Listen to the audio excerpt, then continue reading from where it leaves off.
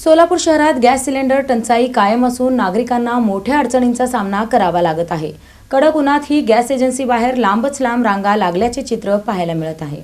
सोलापूर शहरात घरगुती गॅस सिलेंडरचा तुटवडा कायम असून नागरिकांना मोठ्या अडचणींचा सामना करावा लागत आहे। तापमान 43 अंशाच्या पुढे गेले असतानाही गॅस एजन्सी बाहेर नागरिकांच्या लांबच लांब रांगा लागल्याचे चित्र पाहायला मिळत आहे। बुधवारी सकाळपासूनच महिला व ज्येष्ठ नागरिकांनी नंबर लावण्यासाठी एजन्सी समोर गर्दी केली होती। मात्र नंबर लावूनही वेळेत गॅस टाकी मिळत नसल्याची तक्रार नागरिकांकडून करण्यात येत आहे। मी 5-6 दिवस झाले इथे येतोय आणि ते सिस्टम म्हणजे कसं इथं पावती काढा, इथून पावती घेऊन तिथं जावा। जसे भारत गॅसवाले घरापर्यंत पोहोचते तसं पोहोचत नाही।